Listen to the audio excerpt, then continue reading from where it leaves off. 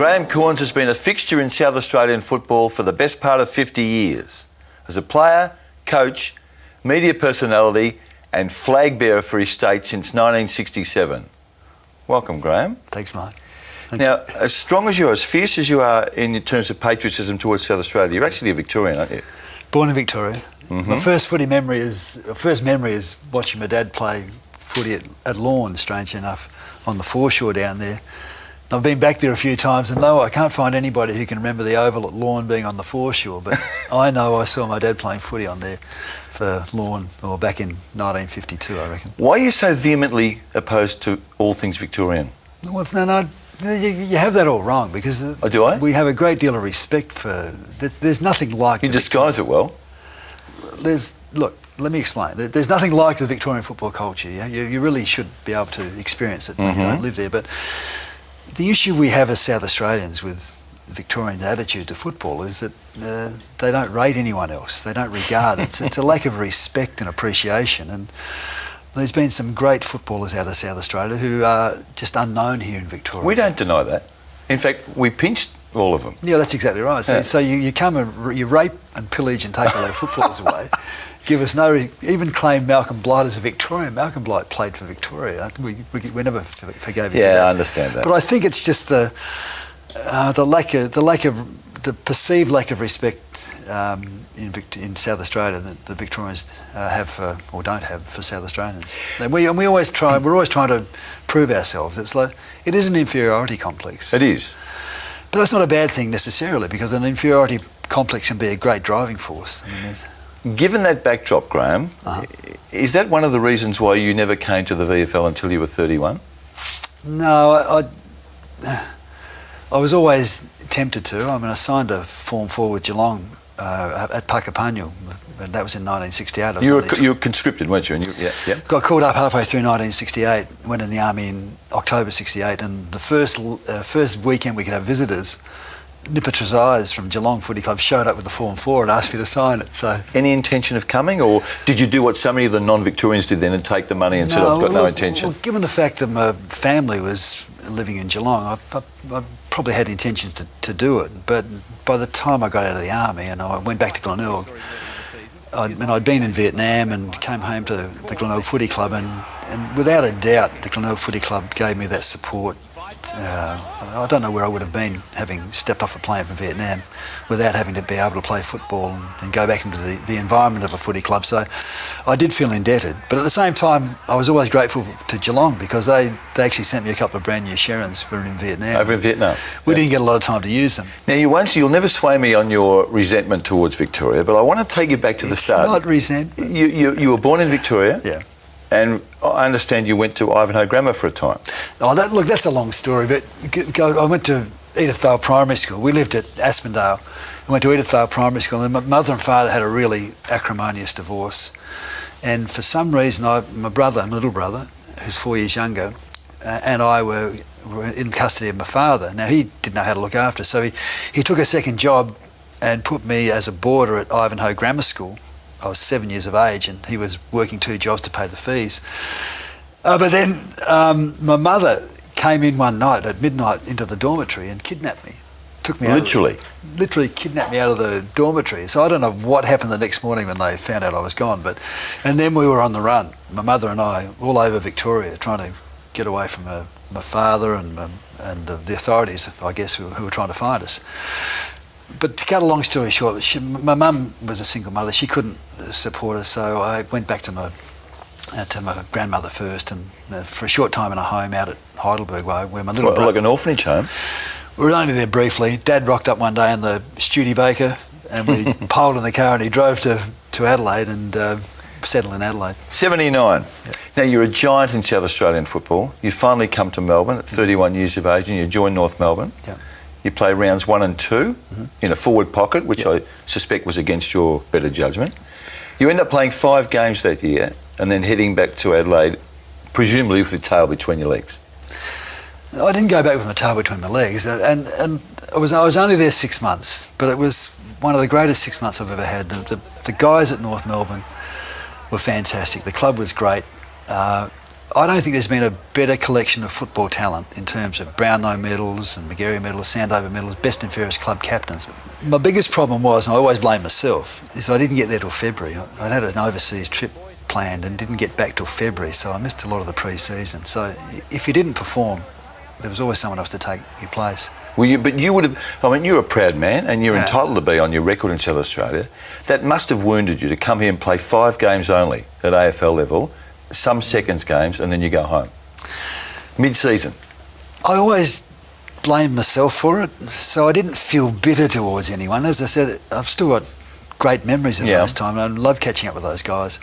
My pride was dented, and it was a blow to the ego. Mm-hmm. Instead of you go from being this big-headed lair to somebody who realises. You and I have been talking to the same people. I checked your record. Your second last game was against Melbourne. You had 21 disposals and kicked 3 goals. It seems odd that you'd play one more game only, and then both parties were happy to part company. I guess once you're here, we've grown up with the mystery and the magic of Victorian footy because all we ever got was the telecast, the winners on Sunday night, and these guys are legends. But when you actually are here and you meet the legends and you are coached by the legend himself, Ron Barassi, well, the aura diminishes a little bit. Some of the magic dissipates, and having had a taste of it, probably, it wasn't as magical as perhaps we thought it was, and there was a certain amount of comfort at home and familiarity about going home, and so we made the decision to go back, which I never regretted. Cornsey, you were lightly built, you still are. Mm-hmm. I've been trying to think of players that we've seen in the AFL of recent times who remind me of you. Brett Burton comes to mind. Well, certainly he came from Whyalla too. Central Whyalla, the team I played for from where I was recruited. I guess he's the most similar. He had a bigger engine than I. He could run all day. Fantastic aerobic athlete. What's the worst thing that happened to you? David Grangin hit me. I get scared when I hear his name. Isn't his nickname Grave Danger? Grave Danger. He played a few games for St Kilda. He from Bacchus Marsh. He's a really good footballer, but he had a fearsome reputation in Adelaide, and we played a preliminary final in 1982. And he came off the bench, and Glenelg were winning by about 4 or 5 goals, and he just ran amok. And he's given me the big left hook when I wasn't looking. But luckily hit me across the mouth, not the chin, so didn't actually do as much damage as it could have. You represented South Australia 21 times. Mm-hmm. I suspect they're amongst your proudest moments, those when putting that South Australian sweater on. The pride of holding the jumper first. I can't describe that. To actually pull it on and stand there, it's like a dream come true. My first state game was 1971 at the MCG, 66,000 people. Curls was the coach. And he engendered this hatred of Victorians. Is that where it comes from? It is. Hatred of umpires. All Victorian umpires cheated. All Victorians would cheat if they got the chance. But the thrill of actually pulling I never ever got over the thrill of pulling on the red jump. But never played in a winning game against Victoria, which was... That would have eaten... It probably still eats away at you, does it? Got some sort of satisfaction as a coach. Yes, you did. You did.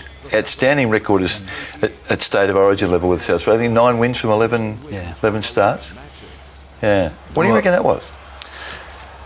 You had the home ground advantage most times, didn't you, at Footy Park? 1993, MCG. You forgot that one.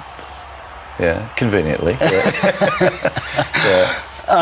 It was all to do with this inferiority complex because when we played Victoria, we tried to be something we weren't. We thought we had to be these fierce, aggressive warriors when Victorians were generally stronger and better natural footballers, but we had a few things going for us as South Australians. We had better developed skills, we could move the ball quickly and we probably played with better team patterns.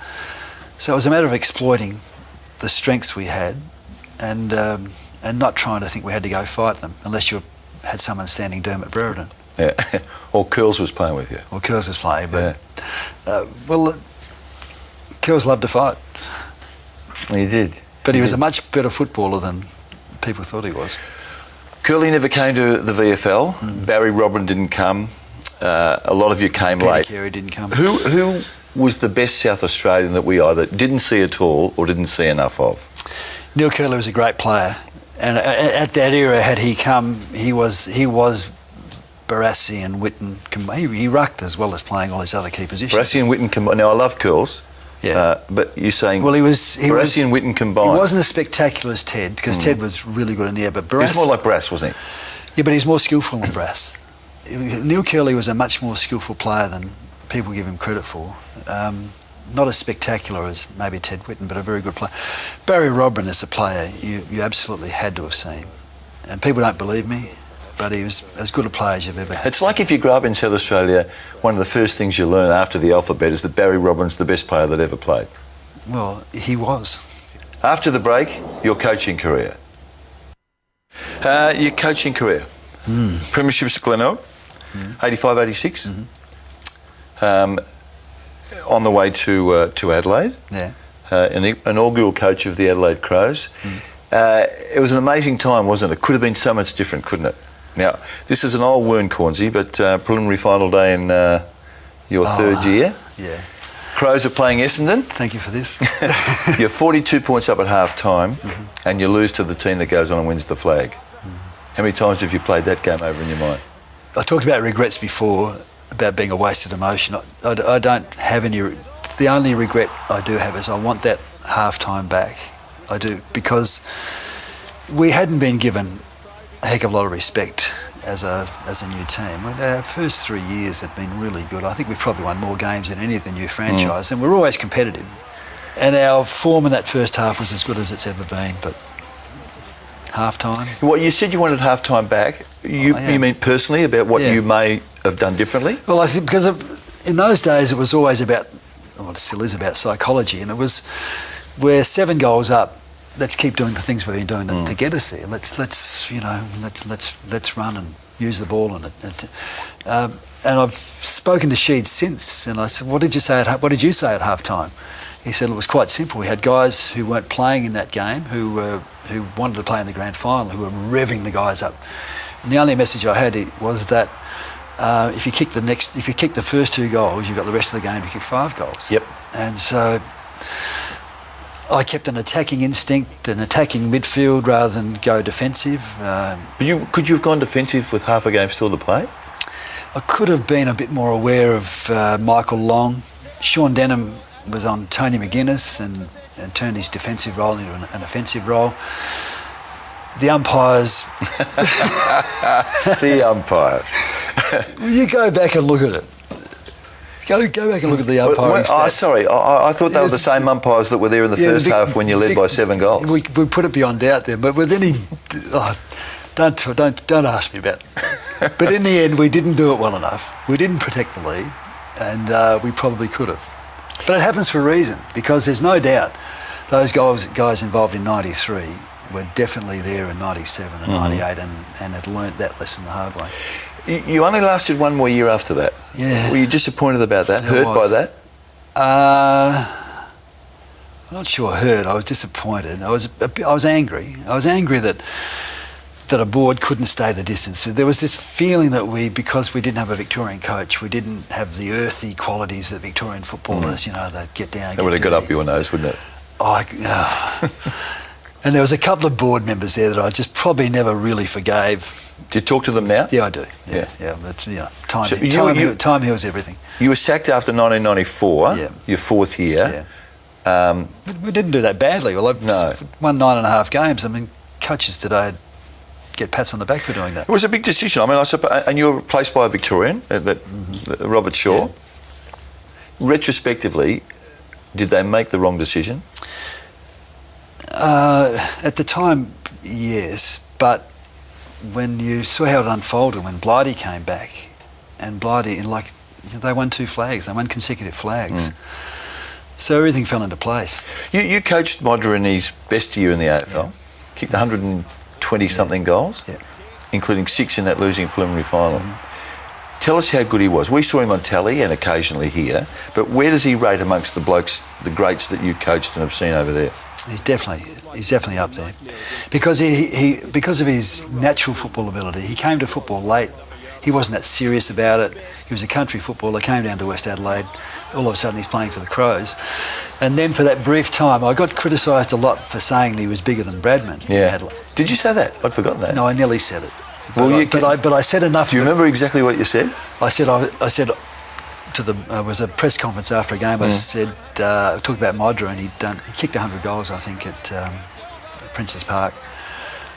And I started to say, I said, oh look, I almost said he's bigger than Bradman in Adelaide, so I wouldn't be that disrespectful to Sir Donald. But he really was there for a while, bigger than Bradman. Bigger. For that period of time. I want to take you back to Glenelg. Coaching is a complicated and demanding business. Even if you haven't coached, you understand that. Mm-hmm. There was a rare and bizarre complication for you at Glenelg. You're coaching your footy team in the finals. Mm. One of your players you find is having a relationship with your wife of the time. Mm-hmm. How did you handle that?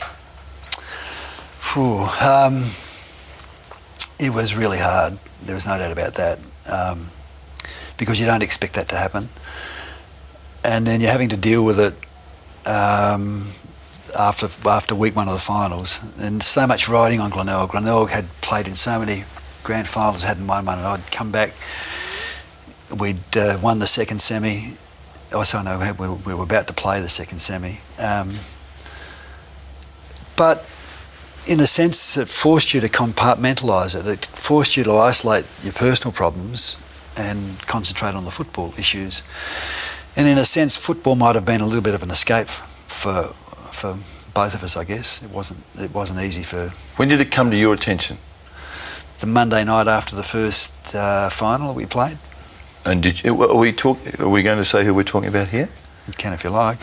We're talking about Tony McGuinness. Yeah. Now, did you seek him out? Yeah. Oh well, obviously you've got to try and you have to deal with it. You can't hide from the issue, and you confront it and you deal with it, and then from a football perspective, we've got a premiership to win. I mean, let's. How do you think the women of the world listening to you now would relate to that? You're sort of saying the football takes precedence over the marital situation. No, it didn't take precedence because it was a horrible time. But you've got relationship. It's not relationship. You've got responsibilities.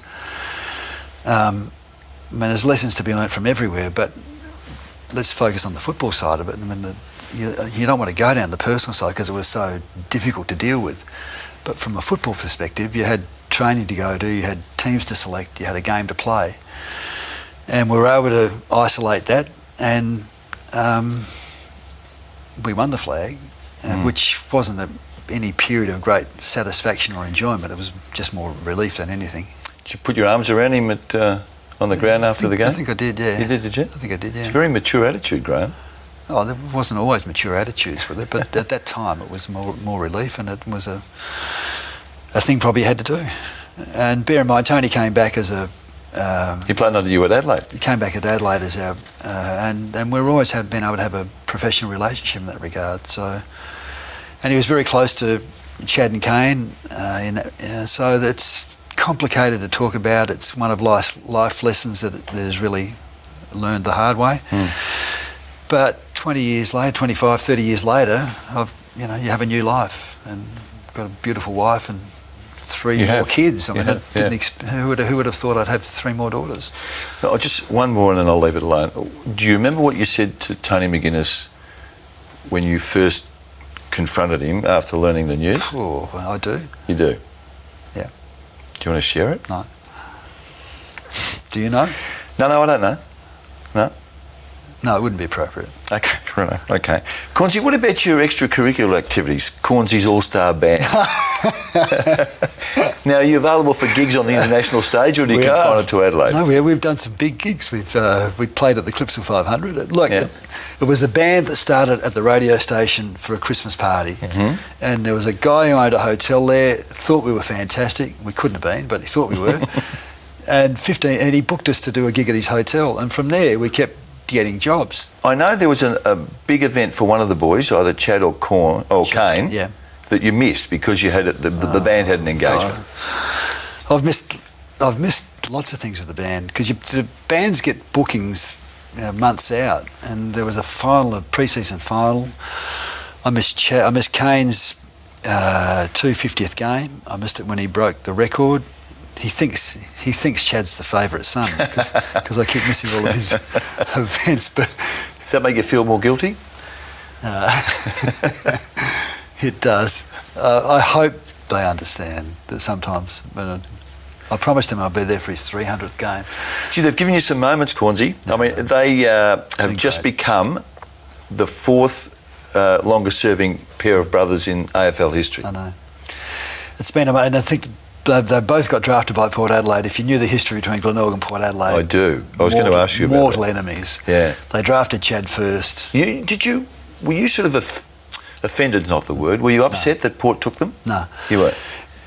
Look, only parents of footballers will understand that when you get to that stage before the draft, it's so stressful. Are they going to get drafted? Where are they going to get drafted? And to actually get drafted, then to be able to stay in Adelaide, and then finally to be able to play together, that was a real bonus. And I mean, there's times in Port Adelaide people have given us a lot of grief and vice versa.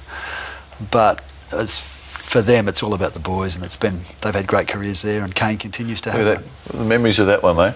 Now, that must have been a magnificent thrill for you. There's two boys on the packed MCG holding the Premiership Cup aloft, and they're yours. That was probably my greatest football day. It was just to... somebody once said footballers should be orphans because of how parents can be, but that was a great day, and their little sister was there, or two little sisters were there, but only one of them was old enough to appreciate, so it was a great day. Were you able to take the arms out, wrap them around people wearing Port Adelaide? I was in the rooms afterwards. I've got a photo about half an hour later in the rooms. You and Choco, maybe? Well, Choco got on really well with Choco. Yeah, He and I was sort of not unlike in a sense, except he was a mad Port Adelaide person. But I got on very well with him, and he nurtured the boys and gave them great careers. So, as did John Cale initially. One of my abiding memories of Chad is his attitude towards the showdowns. Yeah. What is it? Why he was? He hated the Crows. Manic. He hated the Crows. He hated the Crows. Yeah. He hated the Crows, and he just wanted to play well. And because they'd give him such flack, and it's embarrassing for me because I'm a patron of the Crows, like I'm an ambassador and a life member of the Crows. So you're trying to explain why your boy is so much at war, but it was just a passionate, emotional thing for him. He drew the line in the sand and away he went. Who did you barrack for in the showdowns? This is an impossible question to answer. If the Crows and two boys? I could never barrack for Port Adelaide, but I've got two sons playing in that jumper. You want them to play well, you want the team they're playing for to win. So deep down inside you're hoping their team win, but you can't barrack for Port Adelaide. It's a ridiculous...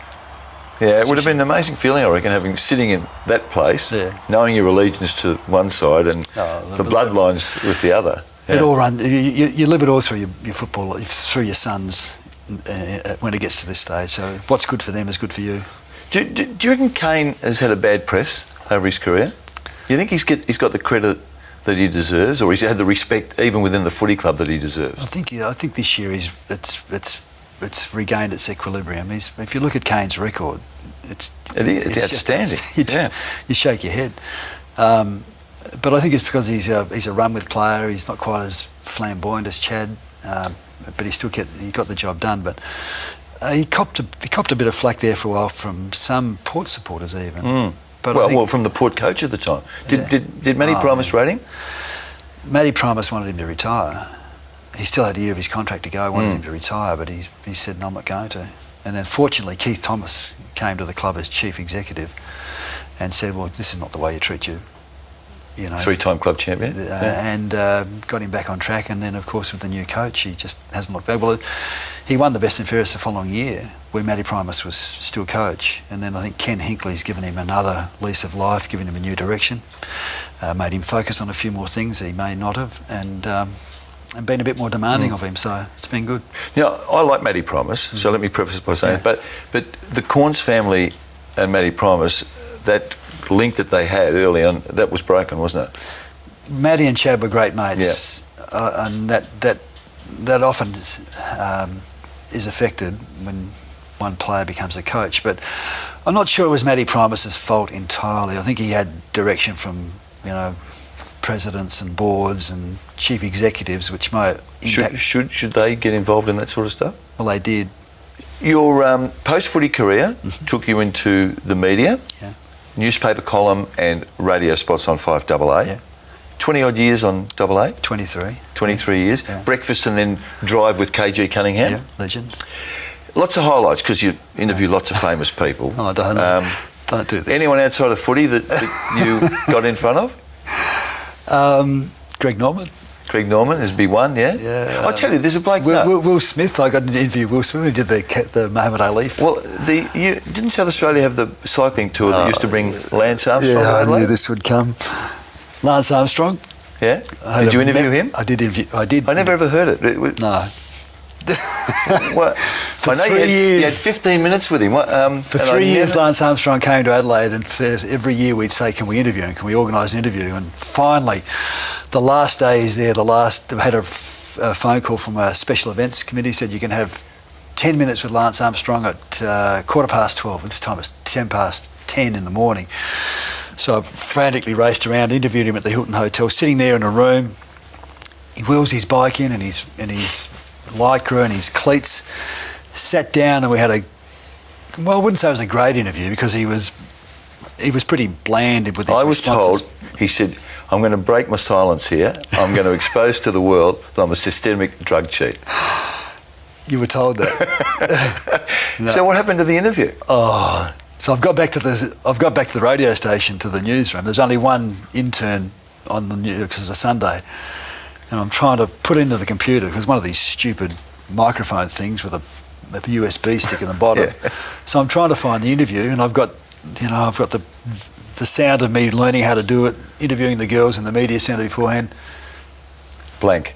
I didn't press the record button.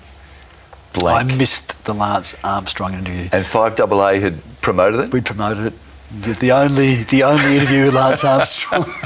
How did you get out of that? What did you say when you went on air? I just said, I made out I had the interview, pressed the button, and there was silence.